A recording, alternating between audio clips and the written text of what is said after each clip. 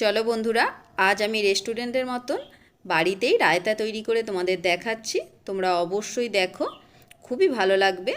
আমি কি কি মশলা নিয়েছি: পেঁয়াজ, শসা, কাঁচা লঙ্কা, ধনেপাতা নিয়েছি, এদিকে টক দই নিয়েছি, আমচুর পাউডার নিয়েছি, বিট নুন নিয়েছি, আর একটা মশলা নিয়েছি। মশলাটা আমি তৈরি করার সময়তেই বলে দিচ্ছি। এই দেখো, প্রথমে আমি শসাটা একটা গ্রেটারে করে আমি গ্রেট করে নিচ্ছি। তোমরা যদি ছুরিতে কিংবা বটিতেও সরু সরু করে ছোট ছোট করে কেটে নিতে পারো, সেটাও হবে। আর ওদিকে পেঁয়াজ, কাঁচা লঙ্কা, ধনেপাতাটাও খুবই ছোট ছোট করে আমি কেটে নিয়ে পাশে রেখে দিয়েছি। এরপর আমি শসাটা এখন পাশে সরিয়ে রাখছি। একটা আমি কাঁচের বাটি নিয়ে নিচ্ছি।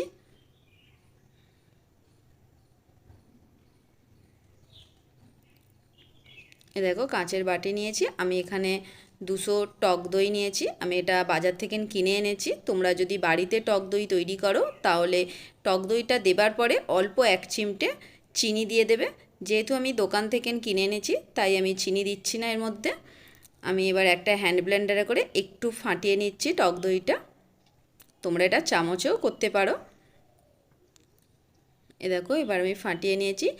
এর মধ্যে আমি শসাটা যে গ্রেট করেছিলাম শসাটা দিয়ে দিচ্ছি।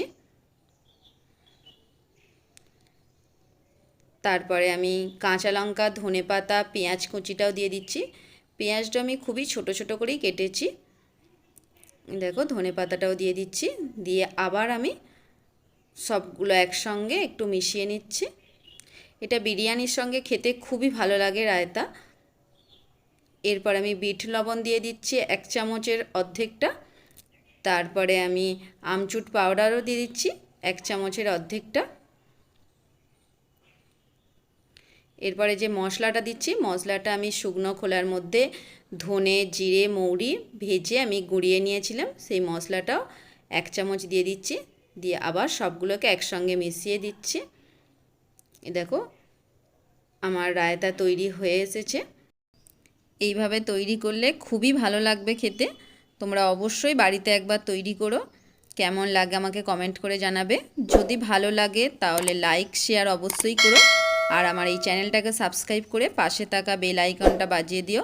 তাহলে এরকম নিত্য নতুন রেসিপি দিলে তোমরা অবশ্যই দেখতে পাবে। সবার প্রথম তোমাদের কাছেই পৌঁছে যাবে।